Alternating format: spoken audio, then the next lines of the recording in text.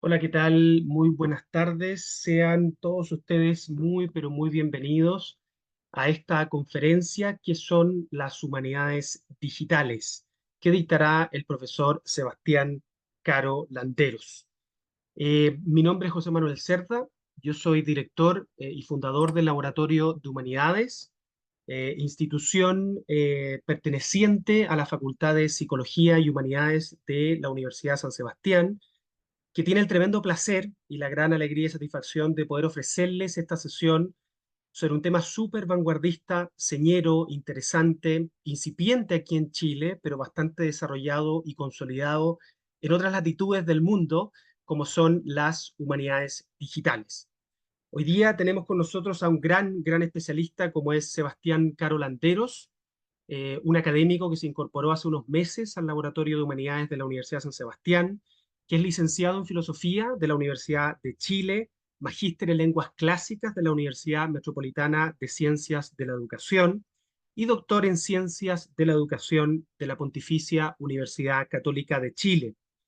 El profesor Caro tiene una vasta trayectoria en docencia e investigación en lenguas clásicas, lingüística, gramática, escritura académica, formación inicial docente, educación superior, lingüística de corpus, learning analytics y metodología de la investigación. Y hoy día nos ofrecerá, a modo de síntesis, una visión sobre las humanidades digitales, qué son las humanidades digitales, qué no son las humanidades digitales y suele confundirse con el mundo digital en las humanidades, cuáles son las principales herramientas que tenemos disponibles para incorporar tanto en la docencia como en la enseñanza la tecnología cuando se trata de impartir las humanidades, la historia, la filosofía, la literatura, el arte, y también nos hará un comentario de algunos proyectos de investigación y desarrollo en humanidades digitales que están actualmente en curso en el Laboratorio de Humanidades. Un aviso importante, pedirles que a lo largo de esta conferencia mantengan sus micrófonos y sus cámaras apagadas en todo momento. No es necesario apagar los celulares porque obviamente estamos conectados de manera virtual, remota, y pedirles que al final, bueno, en el transcurso de la conferencia, si quieren ustedes hacer alguna pregunta o si desean ustedes hacer alguna observación, lo hagan ingresando al chat. ¿Ya? Si ustedes se fijan en los controles de abajo, muchos de ustedes me imagino ya han usado Zoom muchísimas veces, pero los que no, uno accede a los controles que están disponibles para ustedes como oyentes de esta conferencia y se va directamente al chat y en el chat ustedes pueden escribir la observación, el comentario o la pregunta que quisieran hacerle al profesor Caro, que va a responder a finales de esta sesión. Le damos entonces la palabra al profesor Sebastián Carolanderos para que se dirija a nosotros con este gran tema muy interesante y muy vanguardista que es qué son las humanidades digitales. Bueno, buenas tardes. Muchas gracias, José Manuel, por la presentación. Y muchas gracias sí, a todas por estar presentes hoy aquí en esta charla que, como decía José Manuel, es un tema relativamente novedoso, pero que viene fuerte en otras latitudes. Así que, bueno, comencemos, ¿sí? Eh, déjenme... ahí, sí, perfecto. Bueno, bienvenidos y bienvenidas entonces a esta charla sobre humanidades digitales. Mi nombre, como acaba de decir el profesor José Manuel, es Sebastián Caro.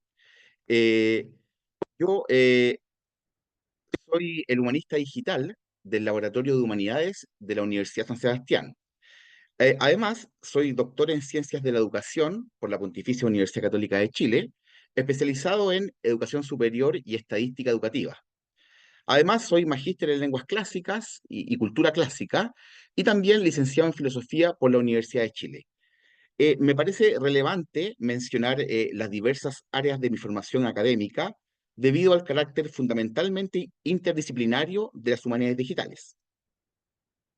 Bueno, en esta charla que nos reúne, exploraremos juntos este campo emergente que combina la tecnología con las disciplinas humanísticas. Nuestro objetivo es proporcionar una visión general de las humanidades digitales, sus metodologías, herramientas y los desafíos que enfrentan. Veremos cómo, en el contexto actual, las humanidades digitales juegan un papel crucial en la investigación, la docencia y la preservación del patrimonio cultural. A continuación, les daré a conocer la ruta de nuestra presentación del día de hoy. Bueno, en primer lugar, en la primera unidad, primer capítulo, definiremos e introduciremos las humanidades digitales, las definiremos, diremos qué no son las humanidades digitales, y contaremos brevemente su historia, muy brevemente. En el segundo capítulo conoceremos las metodologías y algunas herramientas de las humanidades digitales encarnadas en algunos proyectos que hemos venido desarrollando en el laboratorio durante los últimos meses. En tercer lugar, conoceremos el ciclo de vida de un proyecto de humanidades digitales, es decir, desde su concepción, desde una pregunta que los investigadores se hacen, hasta el cierre de un proyecto. Tiene este ciclo de vida que le llamo yo. Bueno, finalmente tendremos espacio para las conclusiones de la presentación, luego una ronda de preguntas y finalmente el cierre. Bueno, como les comentaba, en este primer capítulo, en esta primera sección, daremos definiciones, qué es y qué no es, qué son y no son las humanidades digitales. Y como les comentaba, haremos una breve reseña histórica muy acotada sobre las humanidades digitales, perdón, desde sus orígenes hasta el día de hoy. Eh, Comencemos entonces, ¿sí? Bueno, cuando pensamos en especialistas que investigan el mundo digital que nos rodea, podemos imaginarnos a informáticos escribiendo código o ingenieros construyendo robots. Sin embargo, la revolución digital está abriendo nuevos desafíos y posibilidades a los investigadores dedicados al ámbito de las humanidades.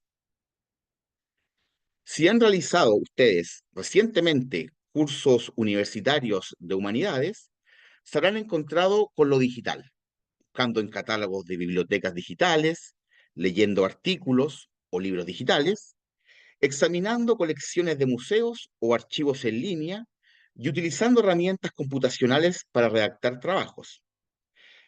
Es posible que se hayan preguntado cómo se transforma un manuscrito o un libro impreso en un texto que se puede leer y buscar en línea, o qué más se puede hacer con estos artefactos digitales, además de solo leerlos u hojearlos. Probablemente han decidido asistir a esta charla porque sienten curiosidad por el mundo digital que impregna todo lo que hacemos. La mayor parte de nuestras actividades, desde reservar un vuelo hasta conectar con nuestros amigos o incluso disfrutar de nuestra música o nuestras series, se hacen digitalmente y dejan huellas digitales de tal actividad. En este sentido, los últimos 30 años, diría yo, se han acumulado material digital relevante para los investigadores de las humanidades, como por ejemplo, no sé, archivos de correo electrónico, posts en redes sociales o formas de arte electrónica. Entonces, ¿cómo podemos estudiar los textos, imágenes y rastros digitales que estamos creando para establecer patrones sociales, económicos y culturales relevantes? Ciertamente, mediante la aplicación de metodologías computacionales y estadísticas a objetos propios del quehacer humanista, es decir, las humanidades digitales. Bueno, pasemos entonces a definir, de alguna manera, qué son las humanidades digitales. Bueno, si bien no hay una definición universalmente aceptada entre practicantes e investigadores de humanidades digitales, en términos generales se pueden definir como la intersección entre objetos humanísticos y herramientas computacionales. Esto puede implicar tanto la aplicación de métodos computacionales a la investigación humanística como al uso de tecnologías digitales en la investigación y el intercambio de recursos humanísticos, correo electrónico, redes sociales, etcétera. Este campo interdisciplinario reúne a investigadores de diversas disciplinas, desde historiadores, filósofos, hasta ingenieros computacionales, a fin de desarrollar y analizar tecnologías digitales con el objetivo último de mejorar la investigación en las humanidades tradicionales. Esta es la definición muy sucinta de humanidades digitales, este campo de intersección entre objetos humanistas y metodologías computacionales. Pero si bien las humanidades digitales son amplias y diversas en su alcance, no deben confundirse con ciertos conceptos y prácticas que, aunque efectivamente están relacionadas, no forman parte de su núcleo esencial. En este sentido, podríamos decir que las humanidades digitales no son, por ejemplo, no son simplemente el mero uso de tecnología en la investigación humanística. Es decir, que aunque las humanidades digitales utilizan herramientas y técnicas digitales, no se trata solo de aplicar tecnología a la investigación humanística de forma forzada, diría yo, y artificiosa. La esencia de las humanidades digitales radica en la integración profunda de estos métodos computacionales con preguntas y enfoques plenamente humanísticos, lo que permite nuevas formas de preguntar, analizar y comprender los fenómenos humanos. Tampoco las humanidades digitales son una disciplina técnica o propia de la ingeniería. Las humanidades digitales no se centran en la creación de tecnología por sí misma, como lo harían disciplinas como la ingeniería o las ciencias de la computación. Se enfocan, en cambio, en cómo las tecnologías digitales pueden ser utilizadas para explorar y responder preguntas propiamente humanísticas. Tampoco las humanidades digitales son un reemplazo de los métodos tradicionales de investigación humanística. Las humanidades digitales no buscan sustituir los métodos tradicionales de investigación en humanidades, como por ejemplo la lectura analítica de textos o el análisis crítico de artefactos culturales. En lugar de eso, complementan y amplían estos métodos, permitiendo el análisis de grandes volúmenes de datos y la visualización de patrones que, de acuerdo a las metodologías tradicionales, serían difíciles de descubrir. Si bien hay un cierto parentesco entre las tecnologías de la información y la comunicación, las TICs, y las humanidades digitales, no son lo mismo, son equivalentes. Mientras que las humanidades digitales y las TICs comparten efectivamente el uso de tecnologías digitales, el enfoque, objetivo y aplicaciones son radicalmente distintos.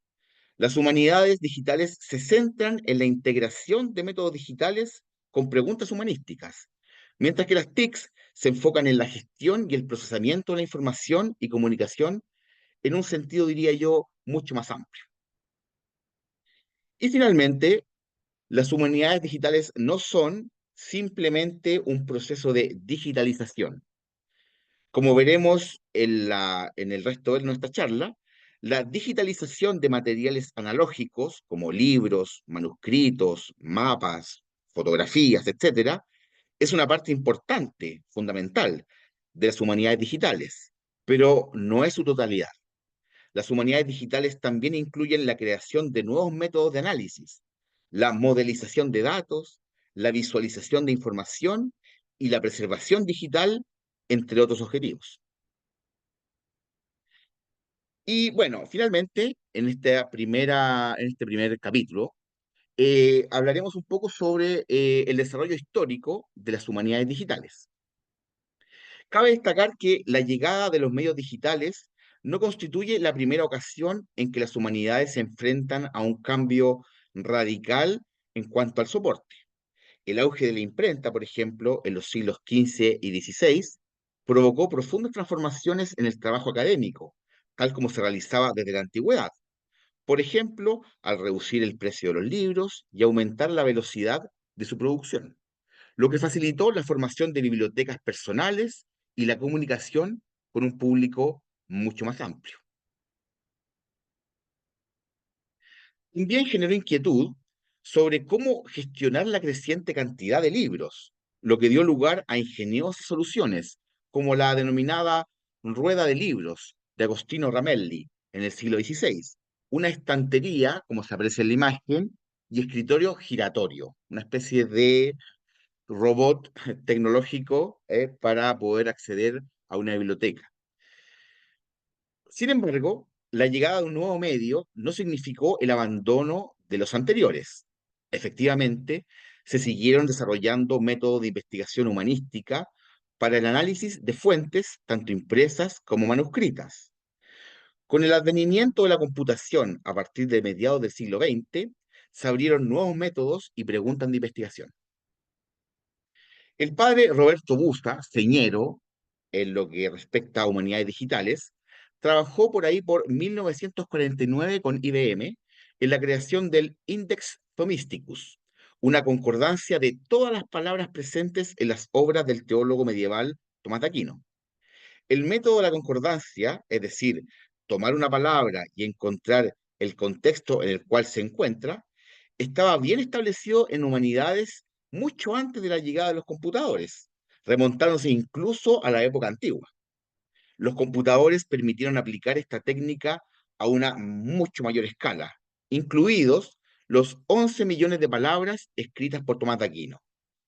Otros estudiosos también comenzaron a emplear computadores para contar y medir información, dando lugar a los primeros estudios de informática de las humanidades, que fue el nombre con que originalmente se designó. A finales de la década de los 90 y principios de la 2000, se produjo el auge de otra tecnología digital, Internet, que permitió a los computadores conectarse en todo el mundo y transmitir información a gran velocidad y a un bajo costo. Los investigadores no tardaron en darse cuenta de su potencial y en la década de los 90 surgieron varios proyectos destacados que tomaban los fondos de las bibliotecas y archivos y los hacían accesibles digitalmente, todo público, un proceso conocido como digitalización. El auge de Internet también proporcionó a los investigadores nuevos objetos de estudio que carecían de contraparte material, los llamados datos nacidos digitalmente. Desde principios de la década del 2000, los estudiosos dedicados a los procesos de creación y estudio de textos, imágenes, mapas y sonidos digitales comenzaron a definir su trabajo como humanidades digitales. Durante esta última década, los académicos han llegado a argumentar que las humanidades digitales forman parte integral de la investigación en humanidades, ampliando el alcance de las humanidades, abriendo el acceso a las fuentes y ampliando las definiciones de la actividad académica. Con eso cerramos esta primera introducción a las humanidades digitales. Hemos visto cómo las humanidades digitales representan un campo interdisciplinario que combina la tecnología con las disciplinas humanísticas, permitiendo nuevas formas de explorar, analizar y presentar el conocimiento cultural. Este campo se define como la intersección entre objetos humanistas y herramientas computacionales, estadísticas y digitales, integrando métodos digitales con preguntas humanísticas para enriquecer la investigación académica.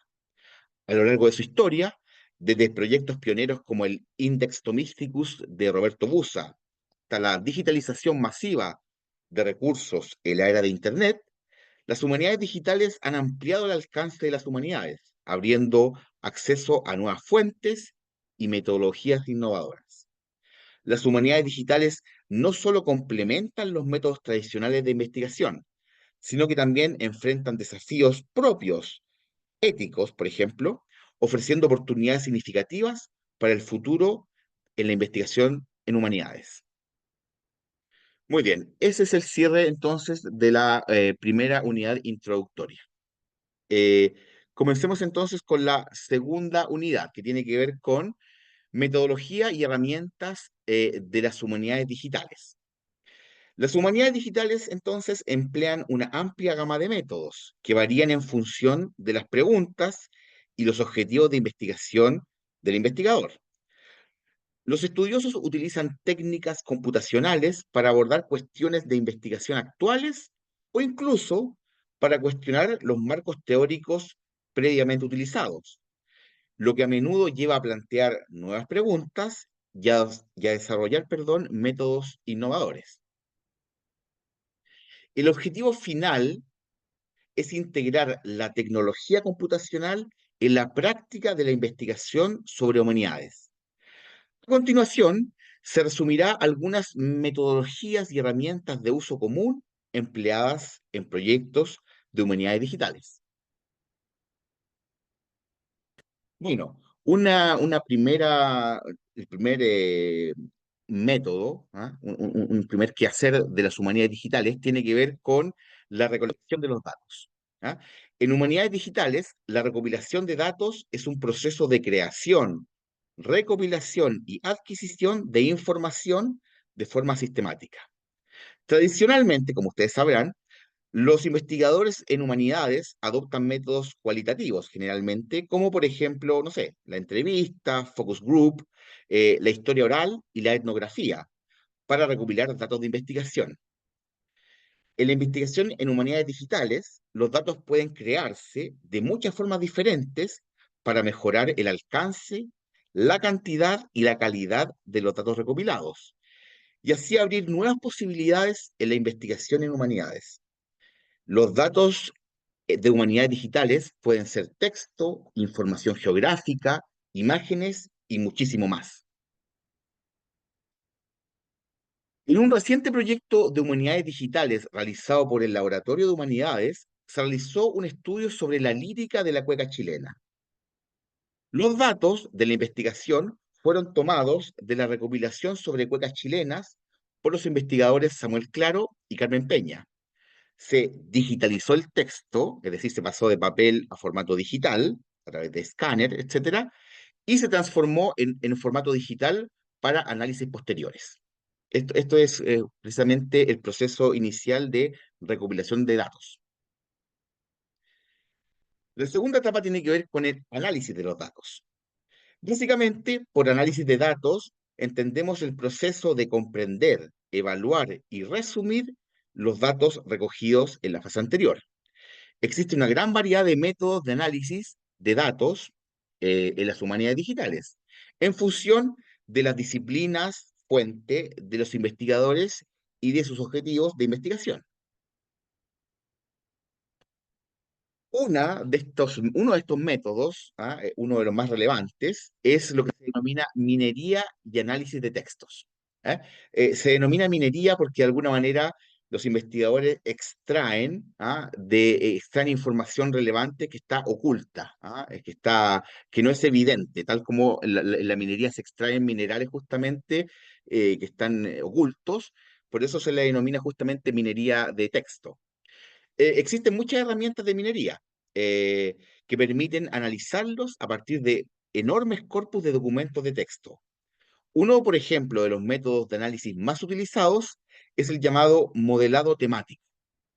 Básicamente, este método funciona contando la frecuencia y examinando los términos específicos para los que los investigadores pueden explorar, evaluar e interpretar los conceptos y patrones ocultos que surgen del texto de entrada.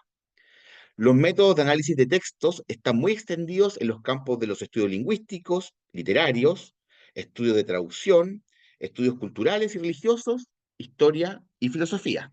Ahora, esta es la definición técnica y vamos a nuevamente aterrizarlo en el ejemplo que estamos tratando sobre la cueca chilena, que salió hace algunas semanas desde el laboratorio. En este proyecto sobre la cueca, en esta fase de análisis, por ejemplo, se establecieron una serie de temáticas sobre las que versan las líricas de las cuecas, como muestra la imagen. El conteo de frecuencias permitió establecer qué temas centrales eran los más comunes para la muestra de estas 1000 cuecas. Creamos justamente 4 categorías, una categoría sobre la cueca misma, otra sobre la patria, otra sobre el amor y otra más mezcla, sobre vida y tradición. Y entonces fuimos contabilizando eh, que el tema principal de cada cueca correspondiera a alguna de estas categorías. Dentro de cada una de estas categorías, como ustedes pueden observar, hay subcategorías. Dentro, por ejemplo, de amor, hay una sección, hay una categoría o subcategoría de amores y de amoríos, no tan lícitos, ¿sí? Que son temas muy relevantes. Si ustedes se dan cuenta en la frecuencia, o sea, de estas mil y algo cuecas, hay una cierta preponderancia de temas. Por ejemplo, justamente el amor, por ejemplo, héroes de la patria, la figura del roto, la figura del afuerino, etcétera. Esa frecuencia indica de esas mil, cuántas de esas corresponden a esos temas. Otro tipo de análisis que se puede realizar en humanidades digitales es lo que se denomina análisis espacial, con sistemas de información geográfica.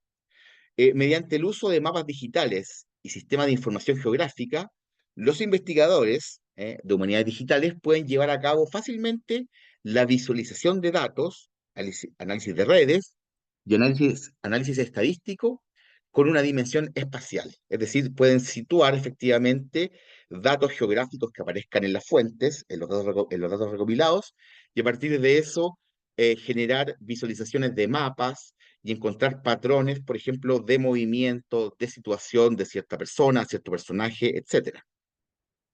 En el proyecto sobre la cueca, efectivamente, junto con el análisis de los temas, establecimos un análisis de lugares. Entonces, establecimos las ciudades, localidades y regiones más frecuentemente mencionadas en las líricas de esta muestra de mil cuecas. A esta información se añadieron las coordenadas geográficas para poder realizar posteriores visualizaciones en mapas.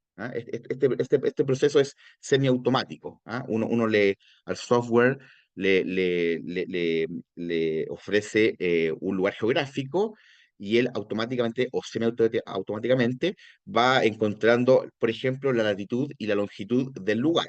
Cuando duda, por supuesto, uno tiene que intervenir como investigador y resolver ese tipo de dudas. Y finalmente, una tercera herramienta o método que utilizan, que es el corolario justamente de los anteriores, es finalmente la visualización de los datos. ¿Ah? Estas herramientas permiten a los investigadores representar visualmente sus datos de forma más sofisticada con imágenes pictóricas o gráficas.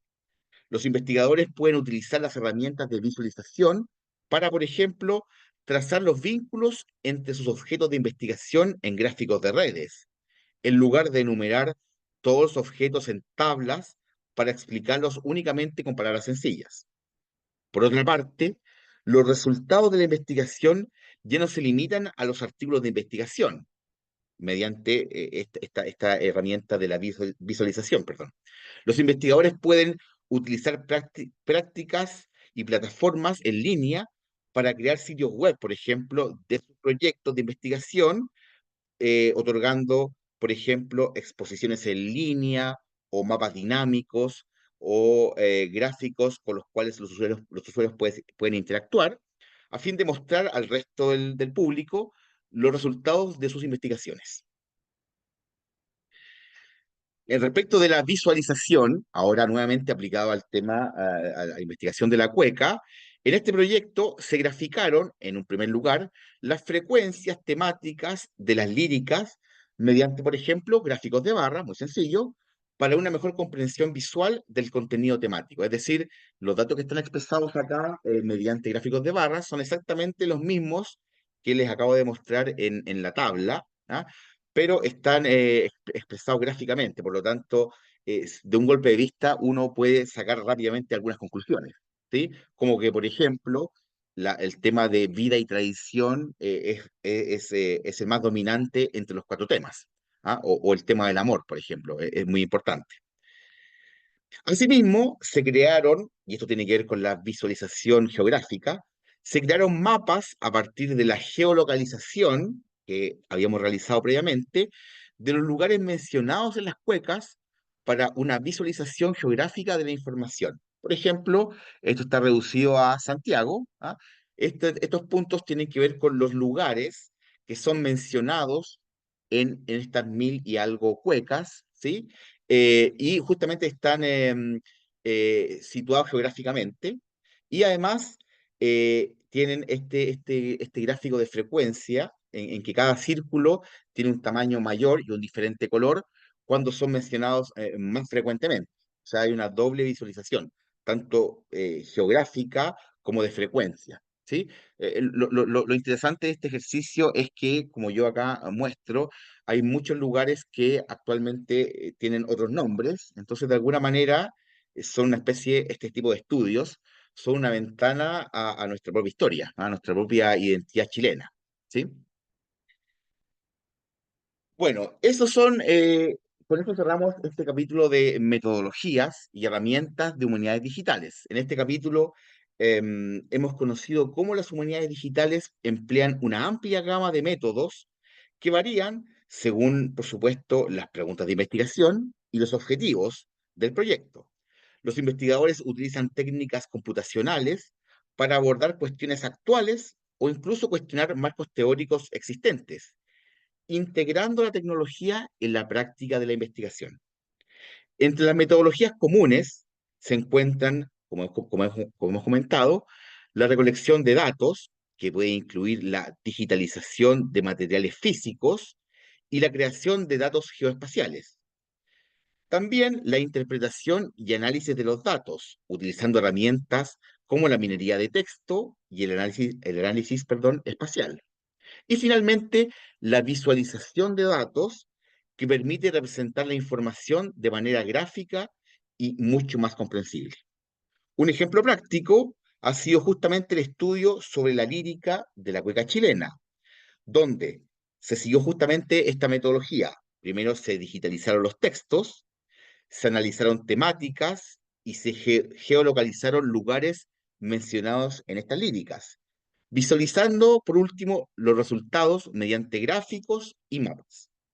Estas metodologías no solo amplían los métodos, tradicionales de investigación, sino que también, y esto es muy importante, abren nuevas posibilidades, nuevas preguntas para explorar y comprender fenómenos culturales y sociales. Perfecto. Vamos entonces con este capítulo 3, que yo le he denominado el ciclo de vida de un proyecto de humanidades digitales, desde su concepción hasta, vamos a ver cuál es la parte final, pero hasta su preservación. ¿Mm? Tiene 5 etapas este ciclo de vida. Eh, Abarca entonces, como les comentaba, diversas etapas, cada una de las cuales es fundamental para el desarrollo y el éxito del proyecto. En esta sección presentaremos las sucesivas fases de implementación de las humanidades digitales, perdón, a partir de un proyecto en ejecución actualmente del Laboratorio de Humanidades de la Universidad de San Sebastián, que se denomina Monarquía en Movimiento, análisis de la itinerancia del rey Alfonso VIII de Castilla. Este proyecto tiene como objetivo analizar la itinerancia del rey Alfonso VIII de Castilla utilizando métodos de humanidades digitales para comprender mejor los patrones espaciales y temporales de sus movimientos y su corte a través de su reino. Se busca responder preguntas diría yo, sobre las motivaciones, características y patrones de tales movimientos, así como, por ejemplo, su relación con el territorio y las circunstancias políticas y culturales que le tocó enfrentar. A continuación, entonces, describiremos cada una de estas etapas y iremos comentando a la luz de justamente el proyecto de Monarquía en Movimiento. Entonces, como les decía, este es el ciclo de vida de proyectos de humanidades digitales. La primera fase se denomina remediación o mediación, ¿sí? La remediación o mediación implica convertir materiales físicos en formatos digitales, tal como hemos visto, por ejemplo, en el caso de la cueca. Por ejemplo, se pueden digitalizar manuscritos, fotografías y mapas que permitan su acceso y análisis en línea. La mediación también puede incluir la creación de materiales nacidos digitales, como bases de datos y archivos digitales. Por ejemplo, en el caso del proyecto Monarquía en Movimiento que les comentaba, los más de 1000 diplomas medievales originales que indican justamente las ubicaciones del rey Alfonso VIII fueron ya recopilados y transcritos por el estudioso español Julio González en su obra El Reino de Castilla en la época de Alfonso VIII. A esta base de datos, que ya estaba transcrita de alguna manera de los originales, el proyecto añadió nuevos diplomas y locaciones en base a fuentes secundarias y bibliografía complementaria posterior al libro de Julio González. La segunda etapa de este ciclo de vida tiene que ver con la datificación o el modelado de los datos. La abstracción de datos discretos de fenómenos o artefactos, diría yo, para su análisis computacional es lo que denominamos datificación. Es decir, constituye la creación de bases de datos estructuradas a partir, por ejemplo, de textos históricos, la codificación de datos cualitativos en formatos cuantitativos y la modelización de datos para facilitar su análisis posterior. Por ejemplo, para el caso del proyecto Monarquía en Movimiento, este paso significó la elaboración de una base de datos mediante la geolocalización de los 1000 y algo lugares mencionados en los documentos de Julio González.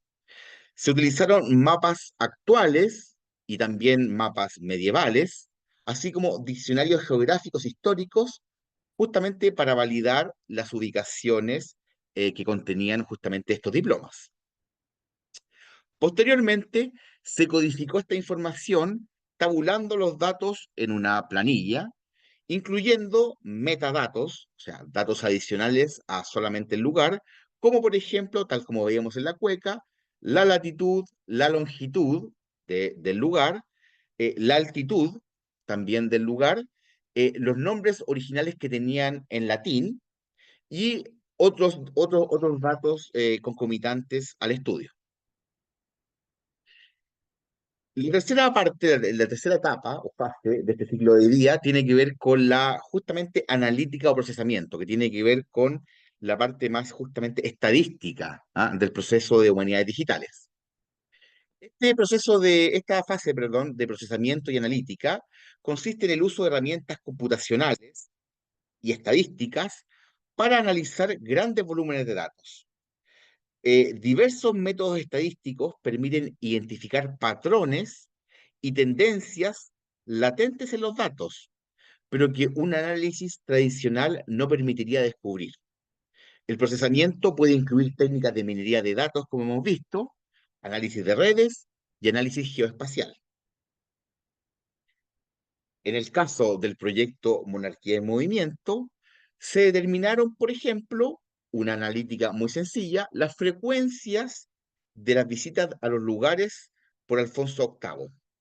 También determinamos patrones de movimiento, por ejemplo, en concomitancia con otras variables, por ejemplo, la época del año, o con acontecimientos históricos relevantes, entre otros análisis. La tabla que yo les muestro justamente tiene que ver con una analítica muy básica, descriptiva, y tiene que ver con cuántas veces durante su reinado visitó el rey Alfonso VIII tal locación. Por ejemplo, Burgos es la más visitada, con 178 veces, que representa aproximadamente un 18% de las visitas, y así en decreciente, Toledo, Palencia, etcétera. ¿Eh? Esto es descriptivo. ¿Ah? En una segunda etapa, uno puede justamente, mediante métodos estadísticos, determinar eh, por qué pasó de esta manera, qué empujaba al rey a moverse a ciertos lugares en ciertas épocas, que puede tener que ver con cosas tan banales como el clima, pero también puede tener que ver con hechos históricos propios de su época, ¿ah? Que tienen que ver con la recuperación del territorio de Hispania. ¿Sí? La cuarta fase de este proceso ciclo de vida es la presentación o visualización, que ya lo habíamos visto justamente en el caso de la cueca, ¿sí? La presentación o visualización corresponde a la representación visual de los datos, estos datos que yo le he mostrado recién, a través de, por ejemplo, gráficos, mapas y otros formatos incluso interactivos, es decir, que no son fotos, sino que el usuario puede acceder a ellos e interactuar con ellos. Esta herramienta facilita la comprensión y el análisis de la información. La presentación puede tomar la forma de repositorios digitales, como GitHub, exhibiciones en línea, sitios web, publicaciones académicas y otras diversas plataformas de visualización. En el caso de nuestro proyecto en desarrollo, Monarquía en Movimiento, se desarrolló justamente una aplicación web para explorar y visualizar los datos geoespaciales de forma dinámica. Esto consiste en la creación de un mapa interactivo que permite a los usuarios explorar las ubicaciones y obtener información detallada al seleccionar un marcador que está representado por estos puntos azules en el mapa. Asimismo, se ha implementado un mapa de calor que se ve de fondo en los puntos para visualizar la frecuencia de visitas a las distintas ubicaciones. Como ustedes pueden ver, abajo está la tabla. La idea es que uno justamente cuando seleccione un lugar en la tabla se muestre la ubicación en particular en el mapa con toda la información de que disponemos. Y además esta tabla funciona en tiempo real como una especie de Excel, por lo cual uno puede hacer, por ejemplo, filtros. Puede filtrar por años, por lugar, por meses, por días, eh, por latitud y longitud, etcétera. Y eso además puede ser no solamente por un año o por o 2 años o 3 años, sino que puede ser por periodos más largos, o por décadas, etcétera. ¿Sí? Esa posibilidad se encuentra acá en el mapa que les muestro en esta slide que está acá al costado izquierdo, donde dice año. Uno puede seleccionar todo el reinado o puede seleccionar partes del reinado, ciertos años o ciertos lugares también, como está ahí. ¿Sí? Y bueno, finalmente llegamos a a la última parte de este ciclo vital de proyectos de humanidades digitales, que tiene que ver con la preservación, del proyecto. Esta fase de preservación consiste en la planificación de la preservación a largo plazo de los proyectos digitales, asegurando que los datos y las herramientas sigan siendo accesibles y utilizables en el futuro. Esto incluye la consideración de formatos de archivo, estrategias de almacenamiento, puede ser físico o en la nube, y la gestión de, por ejemplo, temas éticos como el derecho a autor y la propiedad intelectual. En el desarrollo del proyecto Monarquía en Movimiento, por ejemplo, se aseguraron formatos de archivo estandarizados y compatibles para la preservación a largo plazo mediante estrategias de almacenamiento seguro y redundante para proteger los datos. Es decir, los tenemos almacenados físicamente y también en la nube y está en un formato que es muy simple, de manera que puede ser leído por prácticamente cualquier plataforma que permita visualizar mapas, por ejemplo. Para cerrar entonces este que yo le he denominado ciclo de vida, eh, este ciclo de vida entonces abarca varias diversas etapas que son clave, cada una de las cuales es condición para la siguiente. Un ejemplo destacado, como hemos visto, es el proyecto justamente de Monarquía en Movimiento, que tiene que ver con el análisis de la itinerancia regia de Alfonso VIII de Castilla. Este proyecto utiliza métodos de humanidades digitales para analizar los patrones espaciales y temporales de los movimientos del rey Alfonso VIII. Las etapas incluyen la mediación o remediación, es decir, la digitalización de material físico, en este caso libros o manuscritos, la datificación o modelado, que consiste en la creación de una base de datos estructurada, es decir, pasar de un texto digital a una planilla. ¿Sí? Posteriormente, el procesamiento o analítica, que ya corresponde directamente a herramientas computacionales o estadísticas que permitan gestionar grandes volúmenes de datos. Finalmente, tenemos la presentación o visualización, que se utiliza para presentar los datos de manera visual a través de, por ejemplo, gráficos o, como acabamos de ver, mapas interactivos. Y finalmente, la parte última de este proceso tiene que ver con la preservación, justamente, que es el proceso de aseguramiento de la preservación de los datos a largo plazo.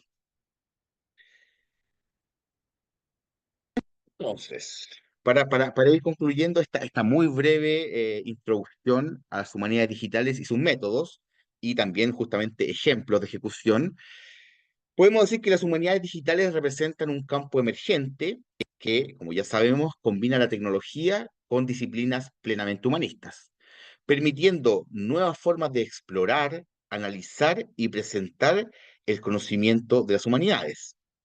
Este campo interdisciplinario se define como la intersección entre objetos humanísticos y herramientas computacionales, integrando métodos digitales y estadísticos con preguntas y enfoques humanistas.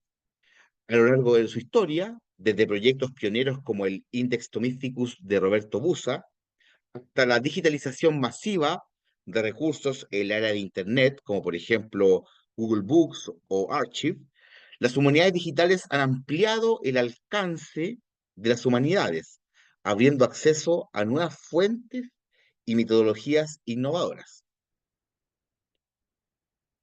El ciclo de vida de un proyecto de humanidades digitales incluye diversas etapas que son clave, como la recolección de datos, la estructuración de esos datos, el procesamiento y análisis estadístico de los datos, la visualización o presentación de los datos y la preservación de esos datos. Un ejemplo destacado de justamente este ciclo de vida lo representa justamente el proyecto Monarquía en Movimiento, que utiliza justamente este ciclo vital de las humanidades digitales para, como hemos visto, analizar patrones espaciales y temporales de los movimientos del rey Alfonso octavo, que evidentemente pueden ser extrapolados a cualquier otro rey, no solo español, sino que europeo en general. Hoy en día, las humanidades digitales enfrentan desafíos éticos y críticos, como por ejemplo la gestión de los derechos de autor. Es válido, es lícito utilizar un texto creado por otra persona? ¿Cuándo comienza a ser lícito? Más allá de las legislaciones propias de cada país. También la protección de datos personales, en el sentido de que, por ejemplo, uno puede recopilar información como dato en una primera fase, por ejemplo, de redes sociales. ¿Ah? Todos los posteos de una persona o de un tema o de un personaje pueden ser recopilados y analizados por justamente las humanidades digitales. Entonces, ahí se genera potencialmente una discusión sobre la integridad y la protección de los datos personales. También otro tema relevante que se está justamente conversando últimamente tiene que ver con la representación de los datos de origen. ¿Eh? Una fuerte corriente de humanidades digitales más críticas que justamente arrancan de posturas de historia, filosofía mucho más críticas, que justamente debaten sobre utilizar o bases de datos o datos justamente eh, más establecidos, ¿sí?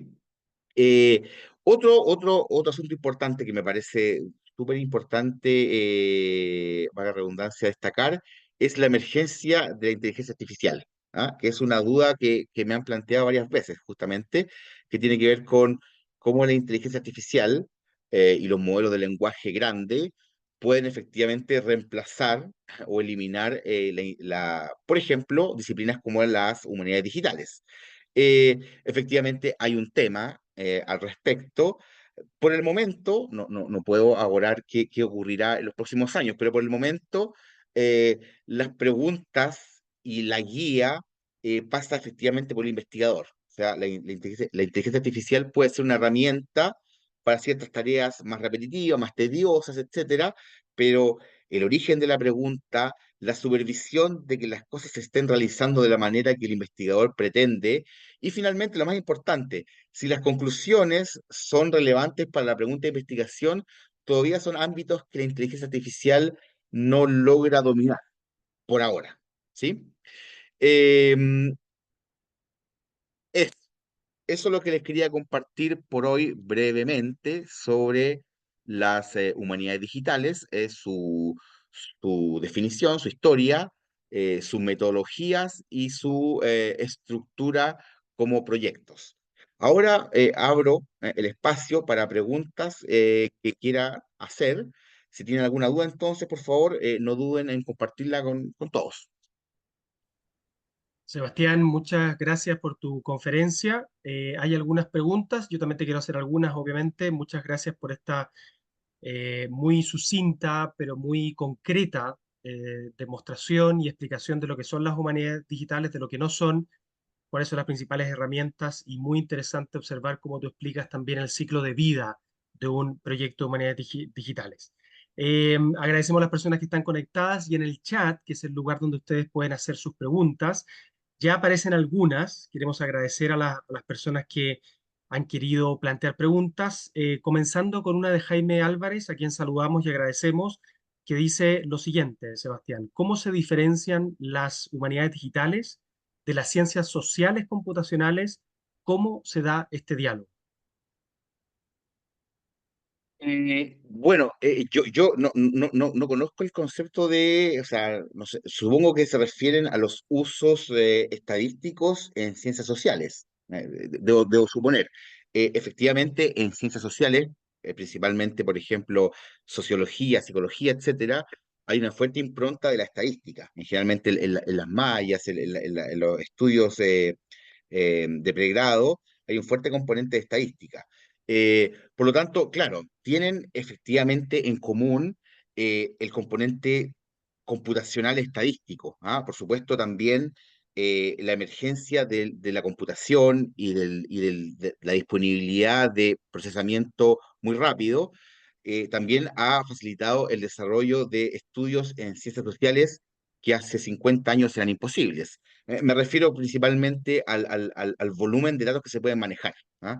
Probablemente un estudio computacional hace 30, 40 años era mucho más reducido en su alcance por justamente las limitaciones técnicas. Ahora justamente eso se ha derribado, uno tiene un computador que prácticamente es superior en todos los sentidos a cualquier computador de primer nivel de hace 30 años. Así que de alguna manera sí, tienen en común justamente este tratamiento, diría yo, estadístico, perdón, pero obviamente la diferencia fundamental es el objeto de estudio, por supuesto. O sea, la estadística aplicada a las ciencias sociales, como yo lo entiendo, tienen que ver con justamente fenómenos eminentemente sociales. ¿Ah? No sé, uno puede analizar, por ejemplo, las próximas elecciones y de alguna manera delimitar cómo vota un cierto género, una cierta comuna. Ese tipo de estudios son muy propios y los vemos en el día a día. ¿Ah? Los vemos generalmente después de elecciones, por ejemplo, ese tipo de estudios y son, yo diría, estudios de estadística social, ¿ah? De filosofía, de ciencias políticas, etcétera. Ahora, en humanidades, la diferencia es el objeto de estudio. ¿Ah? Por supuesto, nuestro objeto es plenamente humanista. ¿Ah? Por ejemplo, los ejemplos que yo le he mostrado acá tienen que ver, por ejemplo, con la música, tienen que ver con la historia, como el ejemplo de Monarquía en Movimiento. Otro proyecto que estamos desarrollando, ya está desarrollado, efectivamente, ese proyecto va a salir como libro, tiene que ver con un análisis a las letras de los prisioneros. ¿Ah? Y cómo de alguna manera las letras de los prisioneros fueron evolucionando y fueron cambiando las temáticas principales a lo largo de su carrera como banda. Entonces, yo diría que metodológicamente son muy similares. ¿Ah? De hecho, uno puede hacer visualizaciones de fenómenos sociales en un mapa perfectamente, tal como puede hacer uno una visualización de los viajes de Darwin o de los lugares citados en la Biblia, por ejemplo, ¿sí? Solamente yo diría que la diferencia radical tiene que ver con el objeto, ¿ah? Un objeto social y el otro sería en humanidades un objeto más humanista, más propio de la filosofía, la historia, el derecho, el arte, etcétera. Esa sería mi opinión.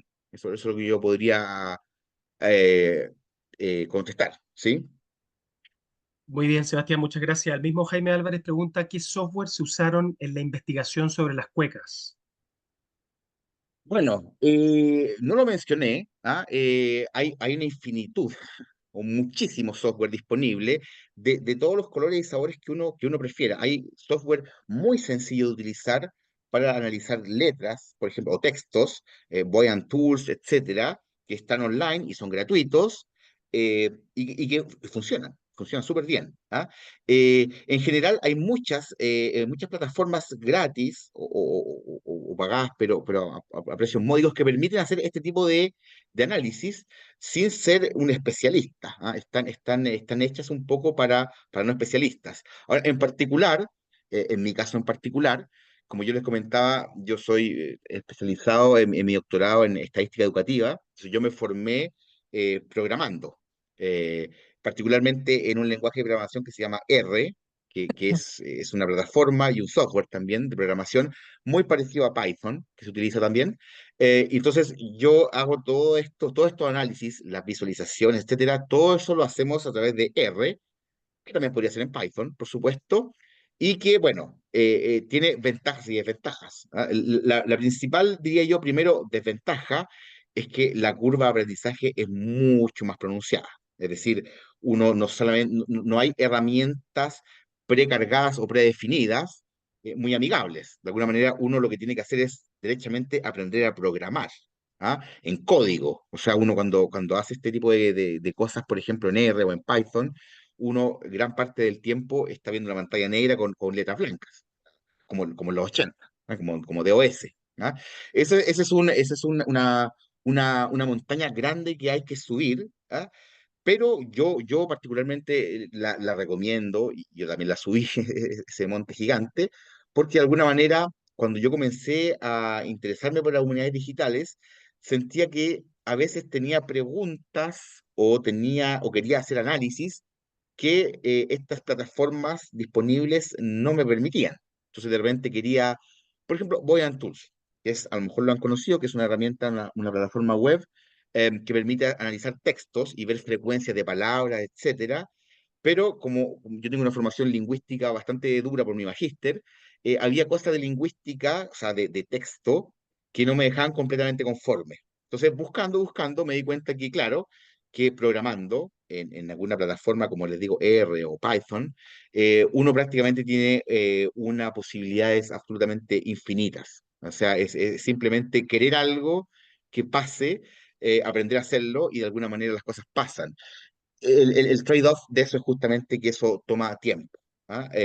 Entonces, yo no desaconsejaría una u otra. Yo diría que, en primer lugar, uno accede a plataformas que son más amigables, que están de alguna manera pensadas para iniciarse, y que yo creo que el hambre investigador o de investigadora finalmente a uno lo va llevando justamente a buscar alternativas que sean mucho más plásticas, diría yo, que te permiten responder preguntas que son cada vez más complejas.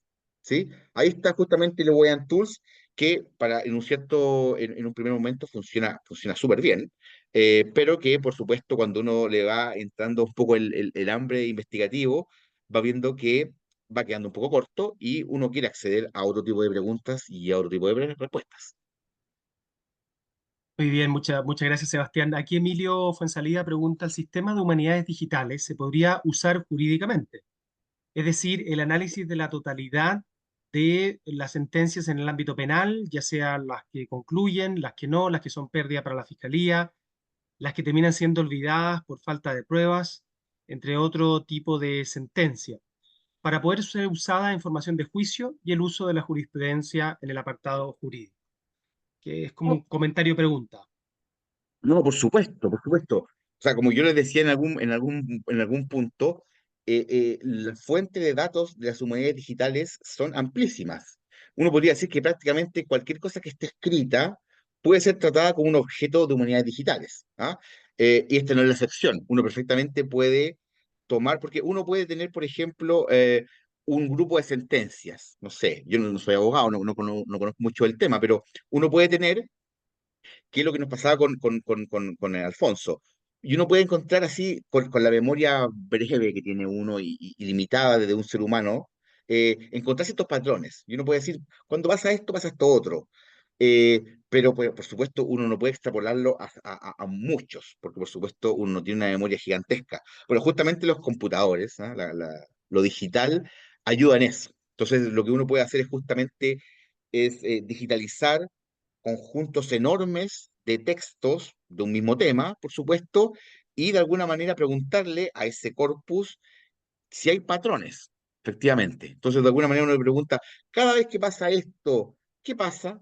O cada vez que no sé, cada vez que se concluyó así un juicio, ¿qué decía la sentencia, por ejemplo? Entonces empiezan a conversar las conclusiones con los datos. Y eso es súper, súper potente, súper potente. Eh, entonces, claro, cualquier base textual o geográfica o visual es una muy buena fuente y, como siempre hemos conversado con José Manuel, acá la imaginación es el límite. O sea, uno efectivamente puede, hay ejemplos de humanidad, de proyectos de humanidades digitales, por ejemplo, que me parece súper interesante, que son análisis de cartas de suicidio, ¿no? Relativamente célebres. Un investigador inglés justamente él tenía contacto en fiscalía, no sé cómo funciona en Inglaterra, pero él dispuso de una cantidad enorme, enorme, de cartas que había dejado gente que suicidaba, por ejemplo, y él encontró patrones lingüísticos, es decir, él fue capaz de decir cuando alguien realmente lo hace, por ejemplo, escribe de esta manera, dice estas palabras, ocupa cierto orden. Cuando alguien no lo hace, ocupa esta otra manera. Entonces es capaz uno con esos datos es capaz de decir, es capaz de hacer lo que se llama en estadística una regresión, es decir, uno es capaz de anticiparse. Entonces, cuando uno tiene una cantidad ingente de información, con este tipo de conclusiones, uno puede decir, cuando esto luce así, lo más probable es que pase esto, probable. Cuando luce así, lo más probable es que pase esto otro. Por lo tanto, uno puede tomar una carta de un entorno suicida y decir, de acuerdo a todos estos miles de datos que teníamos previamente, hay una altísima probabilidad, en estadística siempre se habla de probabilidades, hay una altísima probabilidad de que esto termine de esta u otra manera. ¿Ah? Lo mismo con los juicios. ¿Ah? Si tiene una cierta estructura léxica o de lingüística, es probable que uno pueda decir, esto probablemente vaya a terminar de esta manera porque así ha ocurrido previamente. Pero, insisto, en estadística siempre hablamos de probabilidades, ¿ah? Por supuesto. Muy bien, Sebastián. Un último punto, Oscar Ferreras, un comentario muy, muy interesante y muy, muy importante que dice, una opción también es el lenguaje de marcado, XML-TI, ¿no es cierto? El Text Encoding Initiative que conocemos. Todo depende del proyecto y el modelado de los datos. Claro, es efectivamente, el TI es súper utilizado. Es lo que yo creo que primero uno conoce, ¿ah?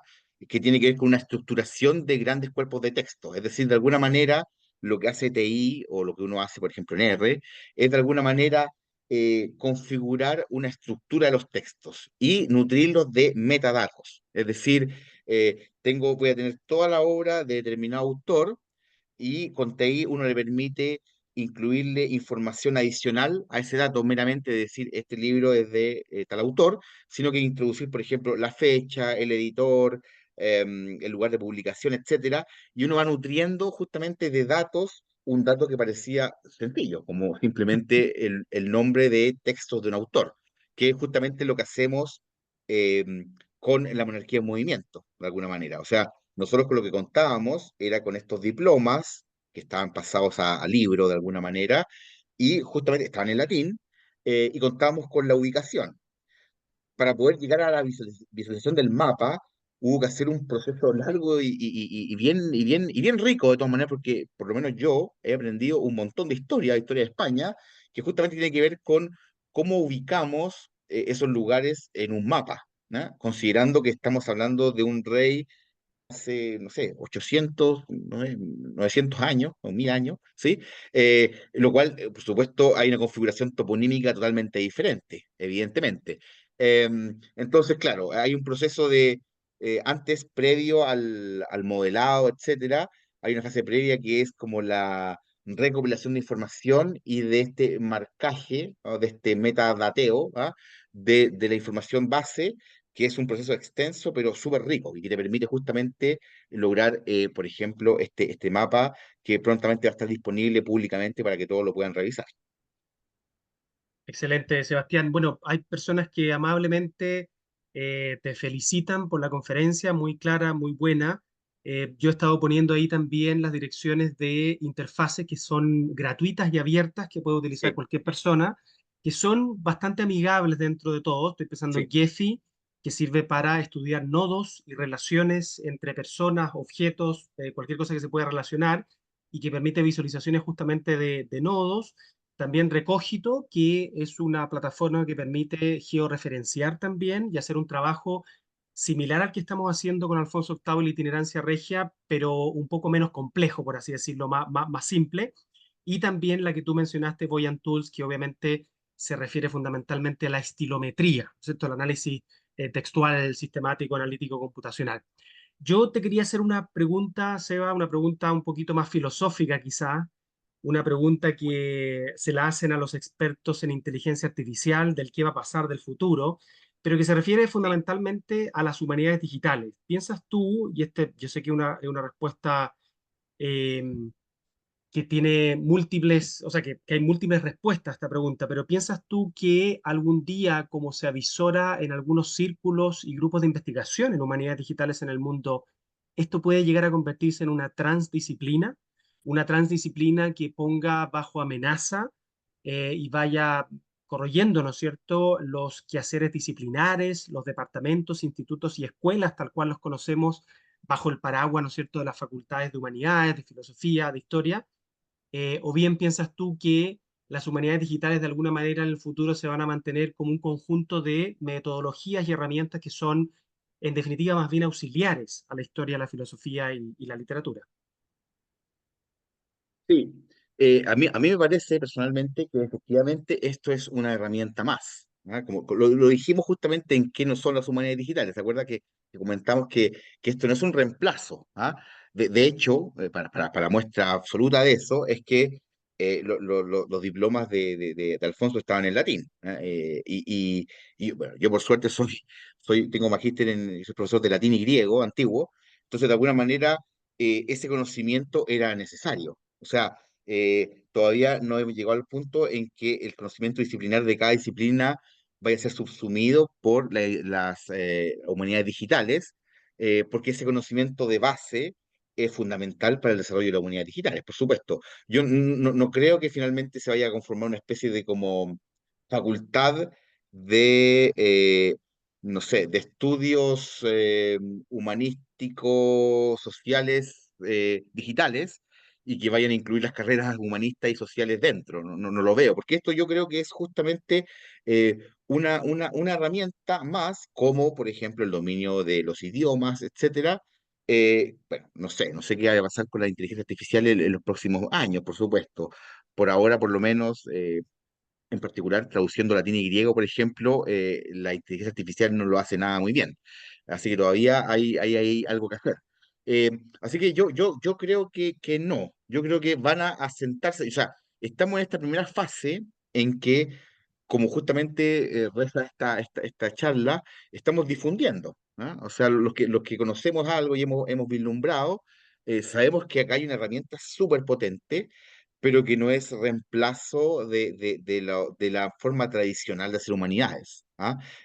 Uno perfectamente puede hacer un análisis de, por ejemplo, un poeta y finalmente lo que uno hace con humanidades digitales es contar, es de alguna manera convertir en número las cosas que están ahí.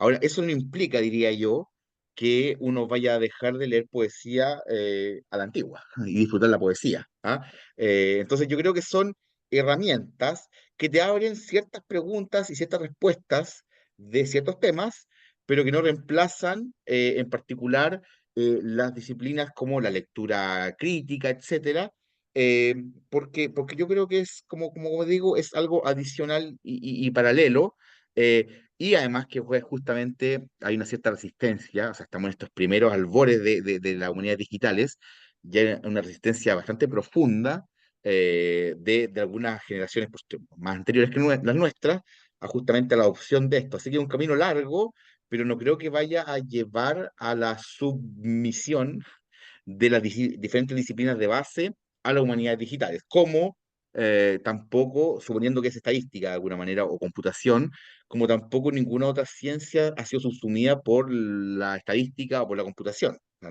no veo, no veo que porque no sé, la medicina en salud pública utilice métodos estadísticos, ¿ah?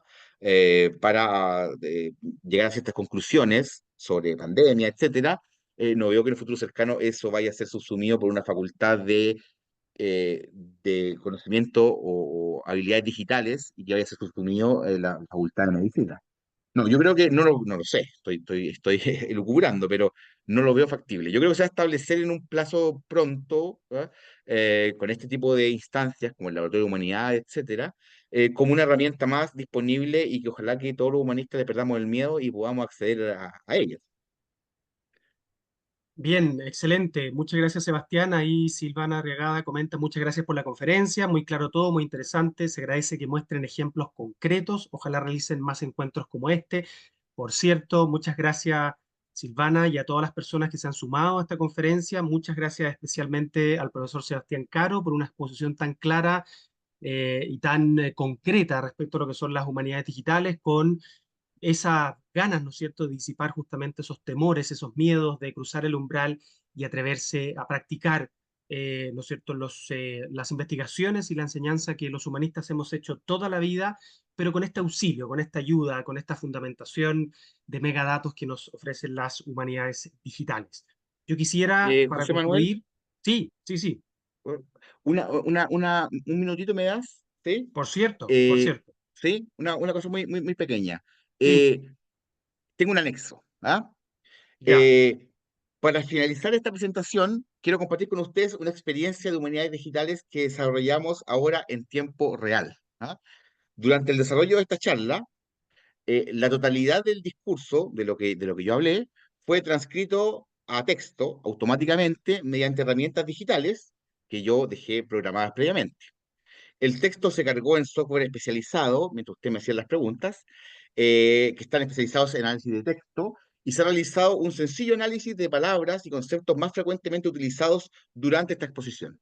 En la siguiente diapositiva les muestro entonces el resultado de esta visualización con los conceptos más frecuentemente mencionados justamente en esta charla. O sea, es un ejercicio de humanidades digitales en tiempo real. Ahí está la nube de palabras, ¿sí? Que tiene forma de nube. ¿Ah? Esta nube de palabras, excelente. entonces, no sé, resalta varios conceptos, acá lo estoy viendo ya como por segunda vez, ¿ah?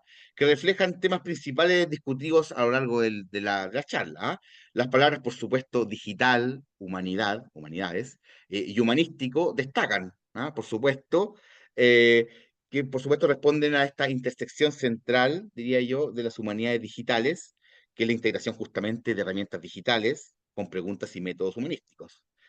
Por otra parte, términos como, no sé, análisis, de dato, método, sugieren un fuerte énfasis en el uso justamente de técnicas analíticas y computacionales para examinar grandes volúmenes de información, lo cual, como sabemos, es fundamental para las humanidades digitales. Y bueno, a ver qué otra cosa se ve bastante.